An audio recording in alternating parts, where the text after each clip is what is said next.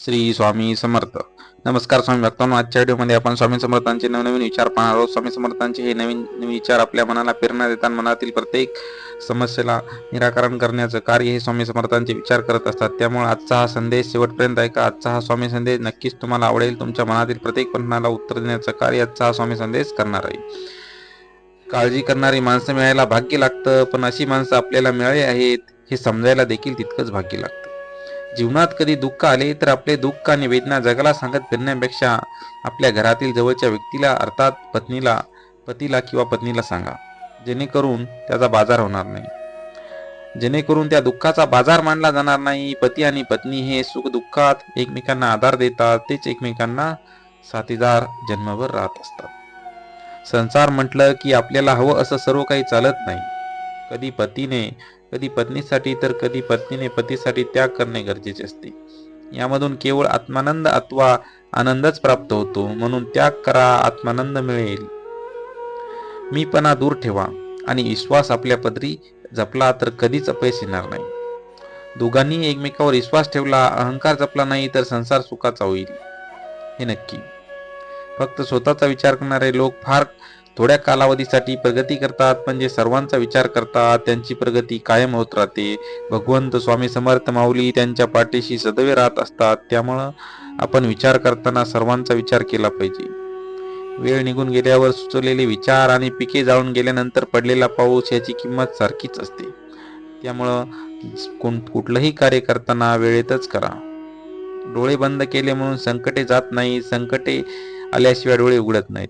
राग आल्यावर थोडं थांबलं आणि चूक झाल्यावरती थोडं नमलं तर जगातील अनेक समस्या दूर होतील. अरे, विज्ञानावर विश्वास चांगला आहे, पण त्याच्या कसोटीवर जे सिद्ध होत नाही ते खोटं आहे, असं पण म्हणणं चुकीचं आहे. जिथे विज्ञानाची प्रांत संपते तिथून देवाची प्रांत सुरू होते. तुझं विज्ञान सुद्धा देवानेच बनवलेलं आहे. त्यामुळं देवावरती विश्वास ठेवा, देवाच्या शक्तीवरती विश्वास ठेवा. अरे, कुणालाही जे काही मिळतं ते ईश्वरामुळे मिळतं. ते देणारा माणूस फक्त निमित्त मात्र असतो. म्हणून दान, धर्म इत्यादी सत्कर्म केल्याबद्दल सर्व गर्व कधीच बाळगू नका. गर्वाचे घर नेहमी खाली असते. देणाराही देव आहे आणि घेणारा सुद्धा देवच आहे. मनुष्याला अहंकार नसावा, फक्त समाधान असावं. अरे, या अहंकारामुळेच मनुष्य 84 लक्ष युनिट फिरत राहतो. मोक्ष मार्गावर चालायचं असेल तर मनुष्याला अहंकार नसावा. कुणावरही आंधळा विश्वास नको. जोपर्यंत आम्ही आहे तोपर्यंत कोणाही तुमचं काहीच वाकडं करणार नाही. तुमची जोपर्यंत स्वामीवरती श्रद्धा आहे, स्वामींवरती तुमचा विश्वास आहे, तोपर्यंत स्वामी समर्थ तुमच्या पाठीमागे सदैव राहतील. तुमच्यावरती येणाऱ्या प्रत्येक संकटांना परतून लावण्याचं कार्य श्री स्वामी समर्थ माऊली करतील. त्यामुळे तुमचा विश्वास स्वामींवरती राहू द्या. त्यांचा तुमच्या विश्वासाला कधीही तडा जाऊ देऊ नका.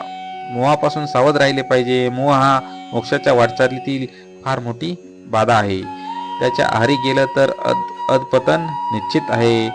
त्यामुळे दुसऱ्यांचं ऐका, पण आचारात आणण्यापूर्वी त्याला आपल्या बुद्धीच्या कसोटीवर नक्कीच एकदा त्याला तोला. म्हणजेच आपल्या बुद्धीची आणि दुसऱ्यांच्या विचारांची एकदा नक्कीच सांगड घाला. अरे, शिष्याने गुरुशी एकनिष्ठ असावं. कितीही संकट आली तरी गुरुची कास सोडू नये. संकटे पूर्व कर्मामुळे येतात. गुरु कृपेमुळे संकटांना सामोरं जाण्याची शक्ती मिळते व त्या संकटातून लवकर सुटका सुद्धा होते. श्री स्वामी समर्थ. स्वामी समर्थांचे हे आजचे विचार तुम्हाला कसे वाटले ते आम्हाला व्हिडिओच्या कमेंट बॉक्समध्ये नक्की सांगा. स्वामी समर्थांचे असेच नवनवीन संदेश ऐकण्यासाठी स्वामी समर्थ माझी आई या यूट्यूब चॅनलला सबस्क्राईब करा. तसेच बेल आयकॉनला सुद्धा क्लिक करा. यामुळे आमचे नवनवीन अपडेट तुमच्यापर्यंत पोहोचत राहतील. धन्यवाद.